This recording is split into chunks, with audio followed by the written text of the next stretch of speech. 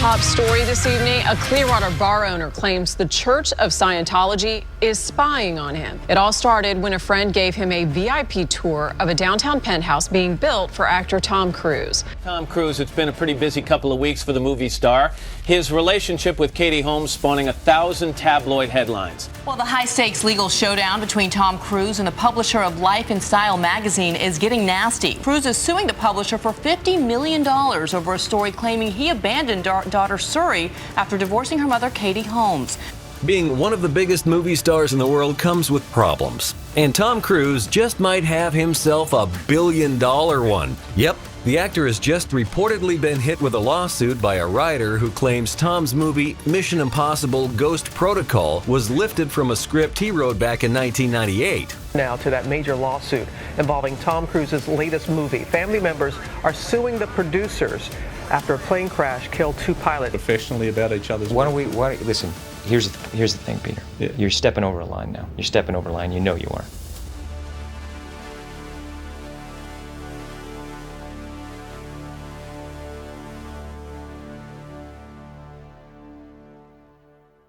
They call him Hollywood's last movie star, an action hero who defies gravity on screen and off. But Tom Cruise's life story is far more complex than a high-octane thriller. This documentary dives deeper, exploring the man behind the megastar.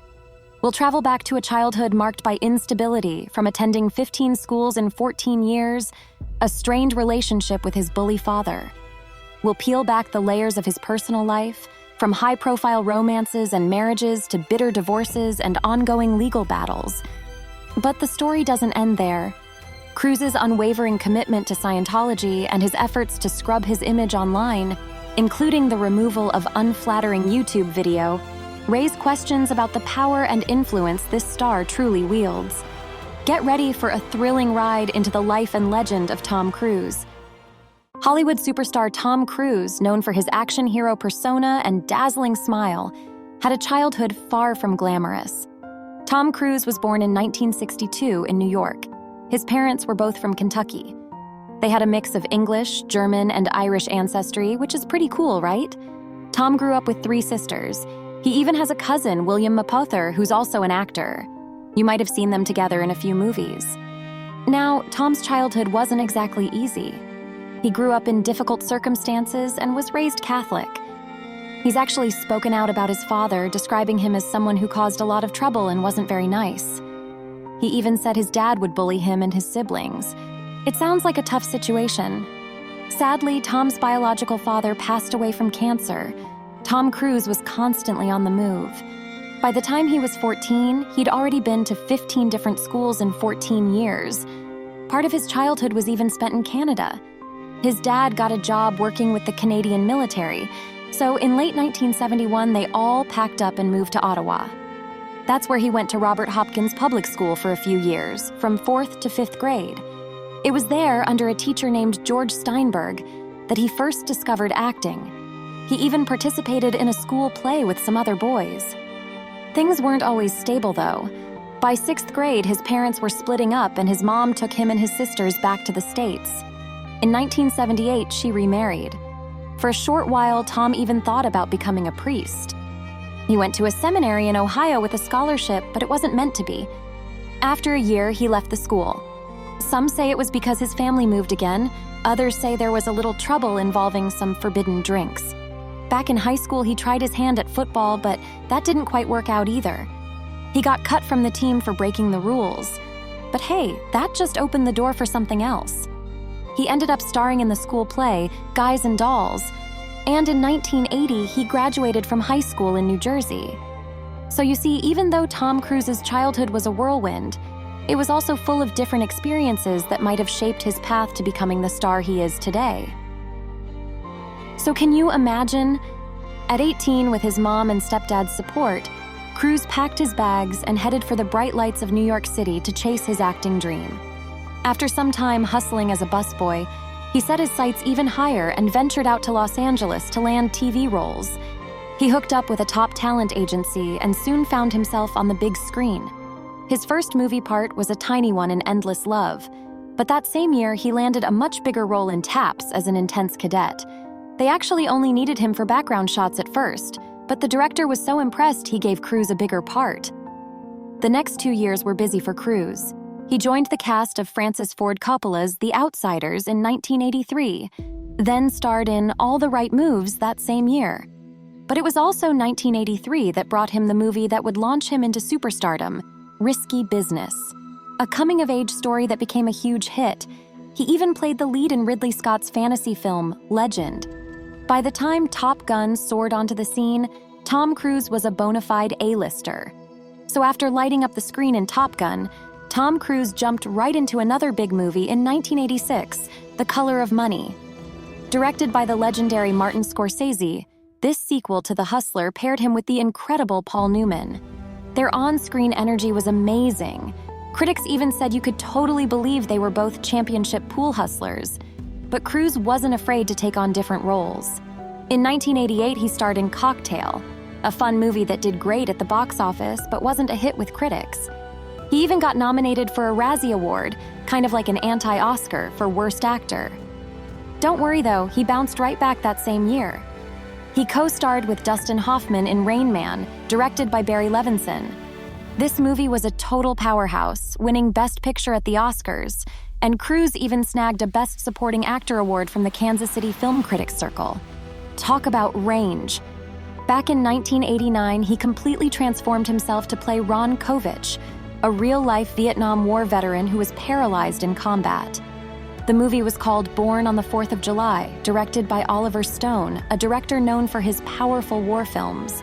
Now, film critics are usually pretty tough, but Roger Ebert of the Chicago Sun-Times basically said Cruise blew everyone away with his performance. He said nothing Cruise had done before could prepare you for how good he was. Ebert even said the movie worked because of Cruise's acting. Stone didn't need to pile on the drama, Cruise's face and voice told the whole story.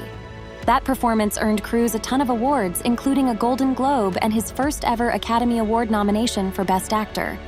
Pretty impressive, right? So after Top Gun, Tom Cruise jumped into a few really interesting projects. First up was Days of Thunder, a racing movie where he starred alongside his then-wife Nicole Kidman. They actually ended up meeting on set and got married that same year. They teamed up again for a love story called Far and Away. Next, Cruise took a turn in a legal thriller called The Firm. This one did really well with both critics and audiences. In 1994, he did a gothic horror movie with a pretty impressive cast. Interview with the Vampire starred Cruise alongside Brad Pitt, Antonio Banderas, and Christian Slater. It was based on a best-selling novel by Anne Rice, but fun fact, she actually wasn't a fan of Cruise being cast at first. She wanted Julian Sands for the role, but after seeing the movie, she completely changed her tune. She even took out a big ad in a newspaper praising his performance and apologizing for doubting him. Remember 1996? That's the year Tom Cruise became Ethan Hunt, a super spy on a mission, impossible of course, in the rebooted Mission Impossible. He wasn't just the star, he was also a producer behind the scenes. Brian De Palma directed the film, and while some folks weren't too happy about the villain twist for Jim Phelps, originally a good guy in the TV series, it was a box office hit. Even critics loved Cruise's performance. Stephen Holden from the New York Times said he was the perfect fit for the action-packed role. That same year, Tom Cruise went from high-octane spy to a sports agent searching for love in Cameron Crowe's Jerry Maguire. He played the title role opposite Renee Zellweger and Cuba Gooding Jr. The movie was a huge success, bringing in tons of money and landing Cruise a Golden Globe Award for Best Actor. It was also his second nomination for an Academy Award. Remember that steamy psychological drama, Eyes Wide Shut, back in 1999? The one with Nicole Kidman? Well, Tom Cruise absolutely crushed it in that movie. Critics were raving about his performance, especially Peter Bradshaw from The Guardian. He said Cruise went all out, giving it his everything, which is what makes him such a great actor. That same year, Cruise took a bit of a turn. Instead of a leading role, he played a motivational speaker named Frank T.J. Mackey in a film called Magnolia. And let me tell you, he stole the show. Rolling Stone critic Peter Travers couldn't say enough good things about him. He said Cruise was incredible, deserving of all the awards buzz. Travers even said Cruise had this intense, almost wounded energy that was just captivating to watch. No surprise then that he scored another Golden Globe and an Oscar nomination for that performance. So remember how Tom Cruise wowed us as Ethan Hunt in the first Mission Impossible movie? Well, he was back at it in 2000 for round 2, titled Mission Impossible 2. This time, famed Hong Kong director John Woo took the reins, bringing his signature gun-fu action style to the franchise. Just like the first film, it was a hit with audiences worldwide, raking in a whopping $547 million. Unlike the first, though, Mission Impossible 2 actually snagged the title of highest-grossing film of that year. However, the critics were a bit more split on this one, giving it mixed reviews. Despite that, Cruise's performance still earned him an MTV Movie Award for Best Male Performance. Buckle up, because Tom Cruise was on a roll. After 5 critically acclaimed hits, he didn't slow down a bit. In 2001, he jumped into the romantic thriller Vanilla Sky alongside Cameron Diaz and Penelope Cruz. Then, in 2002, he teamed up with Steven Spielberg for the sci-fi action film Minority Report, based on a story by Philip K. Dick. Let's rewind to the early 2000s. In 2003, Tom Cruise took on a period action role in The Last Samurai by Edward Zwick. This performance earned him a Golden Globe nomination for Best Actor. Pretty impressive. The next year, Cruise proved his acting chops again in Collateral. Critics raved about the movie, calling it a stylish thriller thanks to director Michael Mann's signature visuals and, of course, Cruise's chilling performance as the villain, Vincent. In 2005, Cruise reunited with Steven Spielberg for War of the Worlds, a modern take on H.G. Wells' classic sci-fi novel. Not only was the film critically acclaimed, but it also became a huge box office hit, ranking as the 4th highest-grossing film of that year. That year was full of wins for Cruise. He was nominated for a People's Choice Award for Favorite Male Movie Star and even took home the MTV Generation Award. On top of that, he racked up 7 Saturn Award nominations between 2002 and 2009, even winning 1. And get this, 9 out of the 10 films he starred in during that decade became box office successes, each grossing over $100 million. Talk about a dominant decade. Remember that Ethan Hunt from Mission Impossible? Well, guess who came back to the role in 2006 for the 3rd movie, Mission Impossible 3? This time around, critics seemed to really dig it, even more than the previous films. The movie raked in almost $400 million, too. Now, 2007 was a bit different. Cruise took a supporting role, which was pretty rare for him, in a movie called Lions for Lambs. Unfortunately, it wasn't a big hit at the box office. But hey, he bounced right back. In 2008, he completely transformed himself to play this character named Les Grossman in a comedy called Tropic Thunder. You wouldn't even recognize him. That role with Ben Stiller, Jack Black, and Robert Downey Jr. even landed him a Golden Globe nomination. Speaking of 2008, Cruise also starred in a historical thriller called Valkyrie that came out around Christmas and did really well. Early 2010 was a busy time for him. In March, he finished filming Night and Day, an action comedy reunion with his good friend Cameron Diaz. That movie hit theaters in June of that same year. Then, in February, he signed on to star in Mission Impossible Ghost Protocol, the 4th film in the Mission Impossible franchise. That one took a bit longer to come out, hitting theaters in December 2011. But it was a huge hit with both critics and audiences, becoming his biggest commercial success at the box office to that date, even without accounting for inflation. So, on May 6, 2011, Tom Cruise got a humanitarian award from the Simon Wiesenthal Center for all his philanthropic work. That's pretty cool, right? Just a few months later, he started filming a movie called Rock of Ages, which came out in 2012. It wasn't his biggest hit, but at least the critics liked his performance. They said he really went for it with the character, even poking fun at his own action hero image.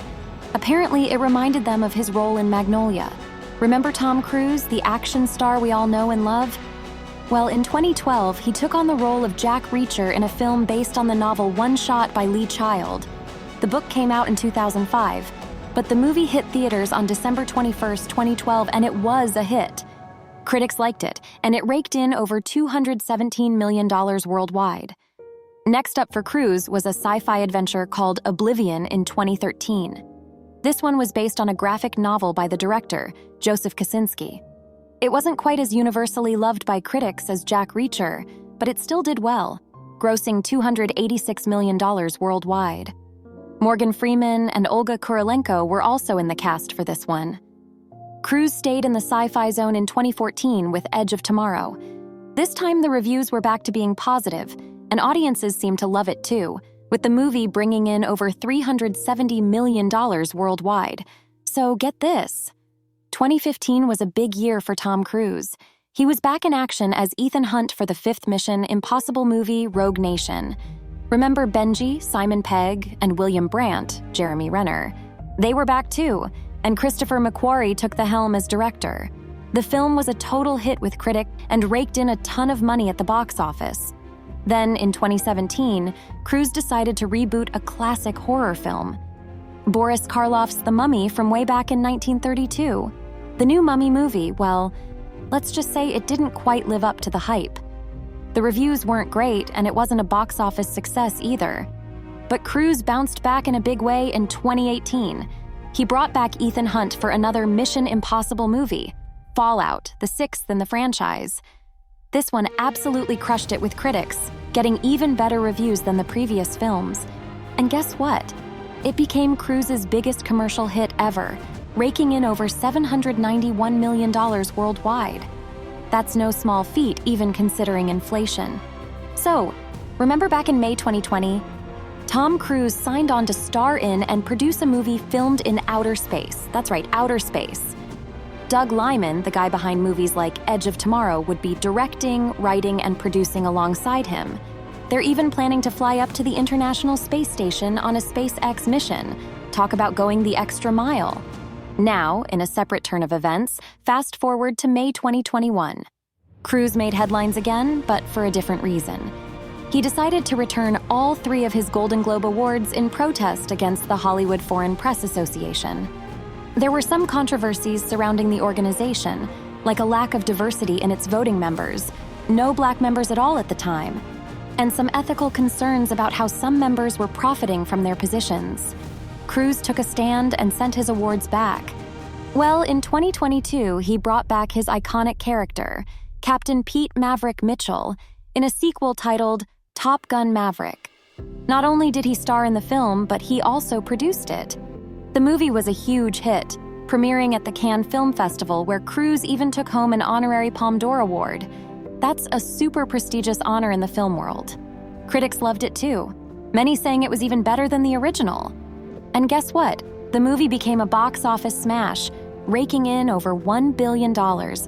That's the most successful film of Tom Cruise's entire career. All that hard work paid off for him too, as he reportedly earned a cool $100 million from the movie, including ticket sales, his salary, and even a cut of the money from home rentals and streaming services. Pretty impressive, right? So remember Tom Cruise back in action as Ethan Hunt? That was in Mission Impossible: Dead Reckoning, which hit theaters in July 2023. Critics loved it, praising the acting, stunts, and even the ending, which is good news since it's technically part 1 of a 2-part finale. Unfortunately, the box office wasn't as impressive. The blame? A clash of the titans.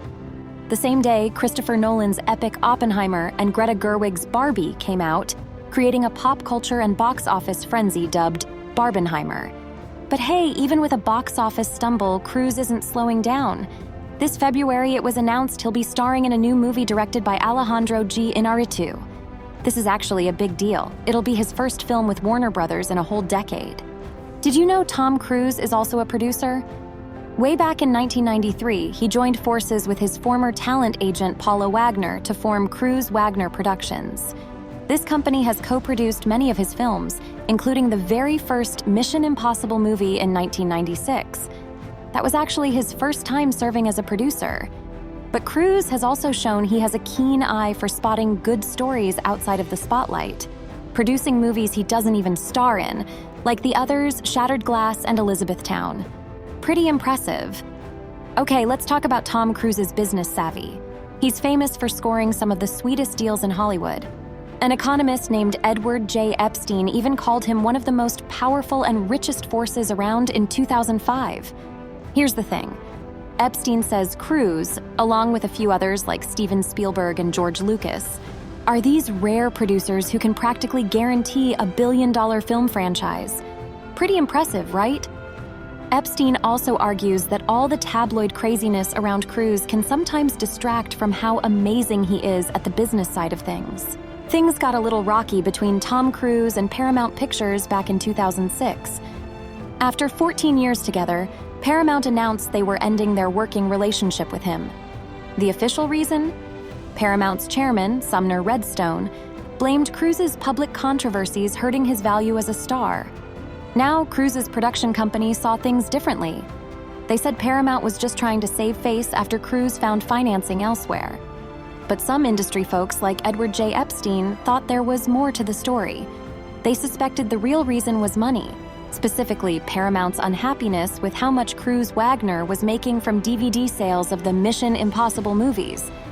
So it seems like a disagreement over cash might have been the final straw. Remember Tom Cruise and his producing partner, Paula Wagner? Well, in 2006, they decided to take things to a whole new level by taking over the legendary film studio United Artists. This meant Cruise would star in and produce movies for UA, while Wagner would be the boss. Their first project together under UA was actually a movie Cruise didn't star in, Lions for Lambs, directed by Robert Redford. But Cruise quickly jumped in front of the camera for their next film, Valkyrie, a thriller about the plot to assassinate Hitler. Things seemed to be going well, but by 2008, Wagner decided to step down from UA, although she and Cruise still owned a big chunk of the studio. This marked the end of their longtime partnership, and since then, Cruise has mostly run his film productions through his own company, TC Productions. After the split with Wagner, Cruise wasn't done with Paramount. He actually patched things up with the studio and went back to working with them. This time, though, he wasn't working with Wagner by his side.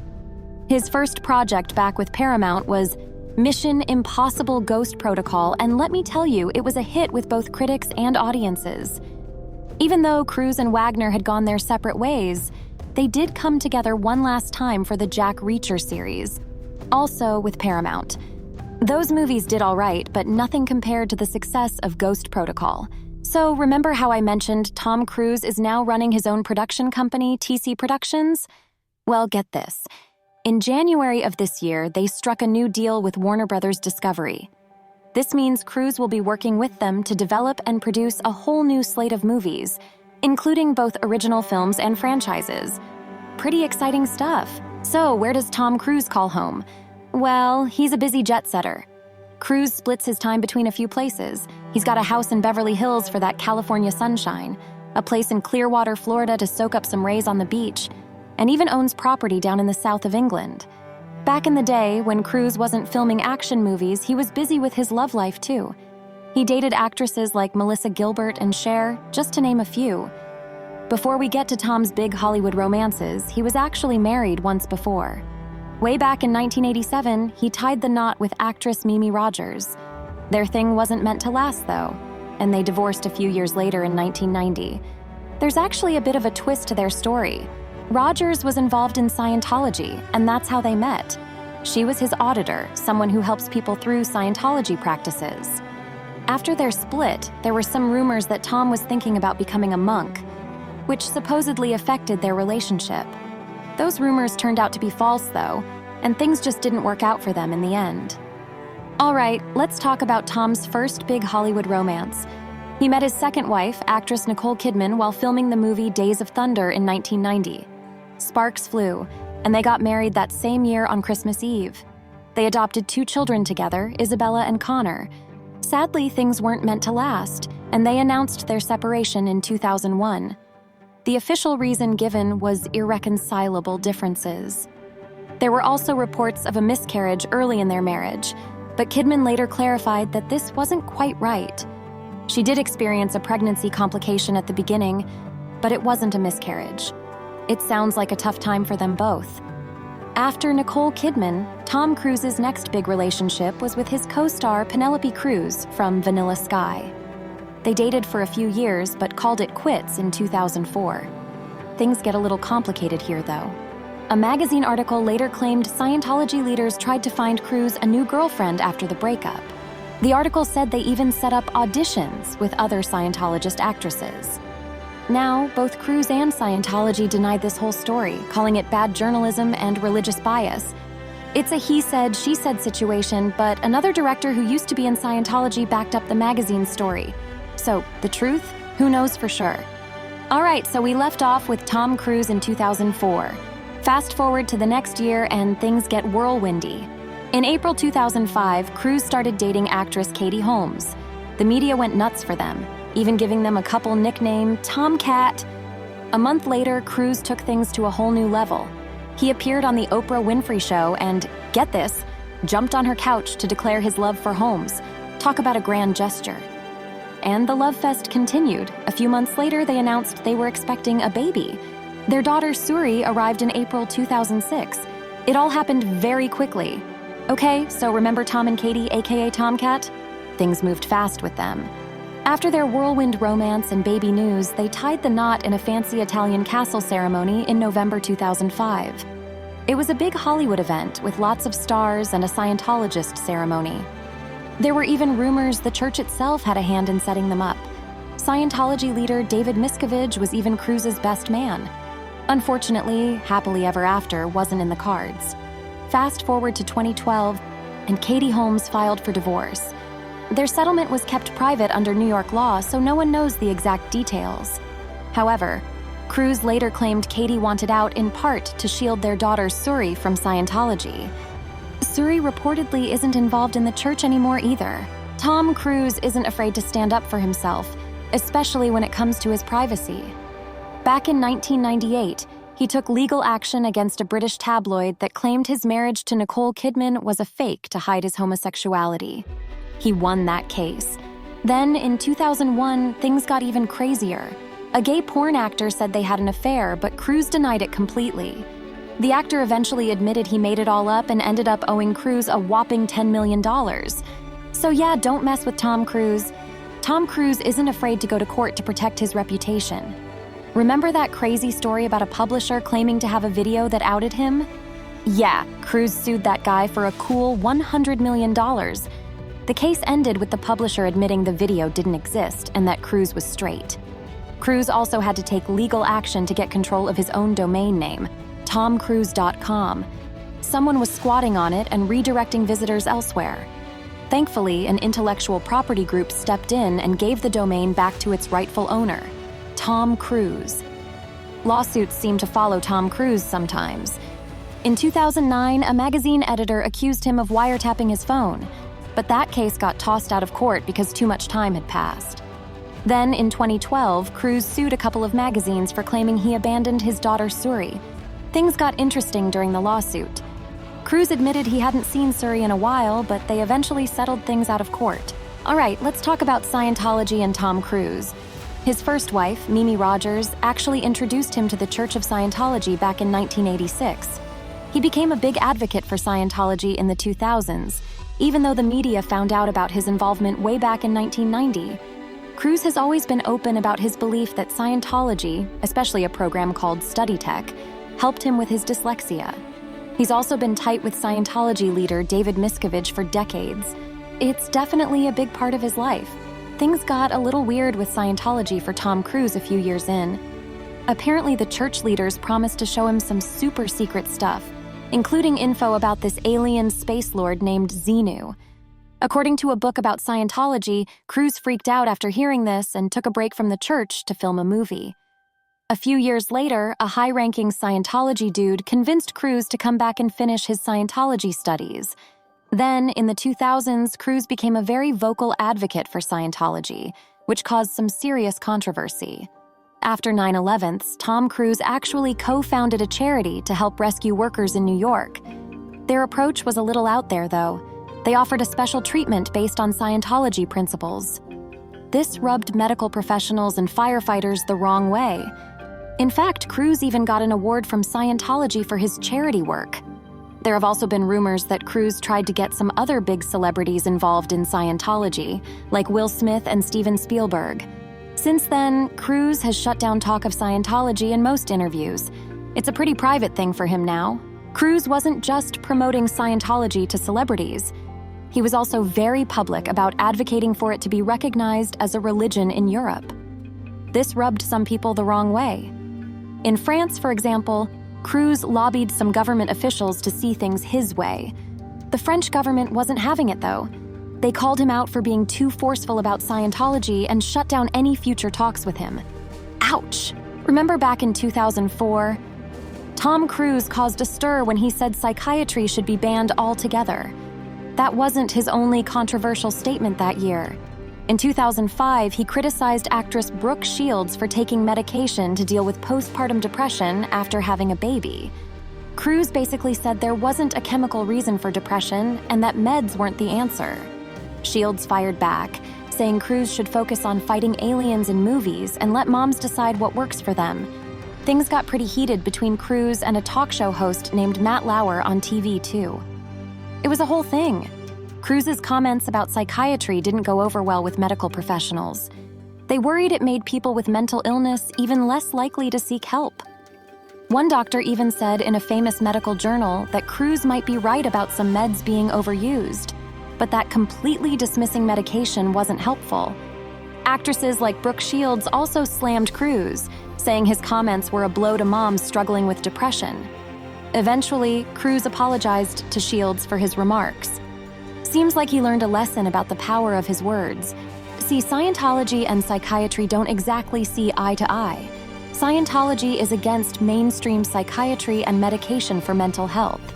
This actually caused a bit of a bump in the road between Tom Cruise and director Steven Spielberg. The story goes that Spielberg mentioned a doctor friend who prescribes medication in front of Cruise. Next thing Spielberg knows, protesters from Scientology are picketing the doctor's office. Needless to say, Spielberg wasn't too happy about that. It seems like Cruise's strong stance against psychiatry may have affected his relationship with some people. Remember that whole anonymous group that took the internet by storm years ago? Well, they tangled with Tom Cruise and Scientology in 2008. Anonymous leaked a video interview with Cruise where he talked about being a Scientologist. The Church of Scientology said the video was stolen and edited, but Anonymous stuck to their guns. YouTube took the video down at first, fearing a lawsuit, but then put it back up.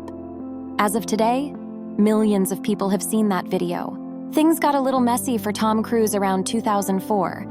His publicist of 14 years quit, and guess who took over? His sister, who is also a Scientologist. It seems like Tom was trying to keep things in the family, but that only lasted a few months.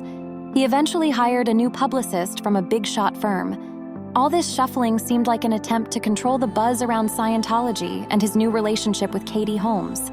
It was a crazy time. Things got even more complicated for Tom Cruise in 2013. A book and documentary called Going Clear came out, and it lifted the lid on Scientology and Cruise's involvement.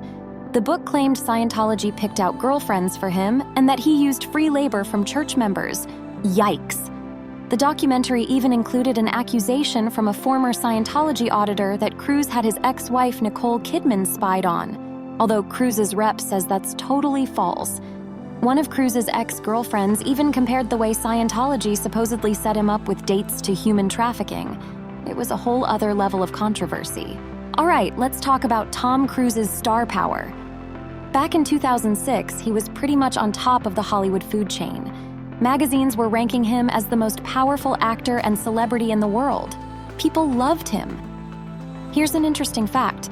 Even movie critics couldn't stop him. There was this industry expert who said that Tom Cruise and Leonardo DiCaprio were basically box office magic.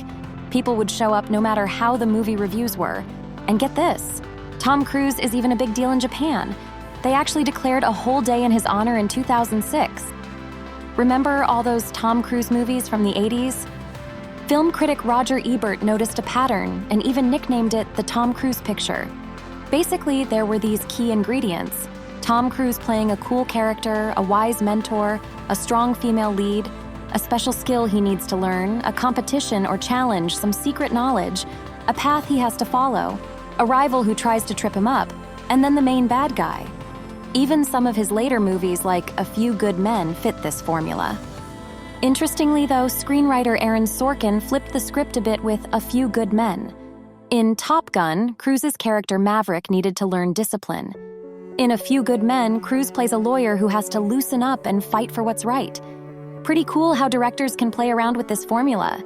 Speaking of flying, Tom Cruise is actually a licensed pilot in real life. He even owns a classic P-51 Mustang fighter plane. No wonder he seems so convincing in all those pilot movies. Tom Cruise, a megastar, a controversial figure, a devoted Scientologist, a relentless advocate for his craft. This documentary has only scratched the surface of the man behind the impossible stunts and the million-dollar smile. Is he a Hollywood hero or a Hollywood enigma? The answer perhaps lies somewhere in between, but one thing is undeniable. Tom Cruise's story is far from over. What audacious feat will he attempt next? How will his legacy continue to evolve? We invite you to keep watching, keep debating, and keep dreaming alongside Tom Cruise, the ultimate movie star.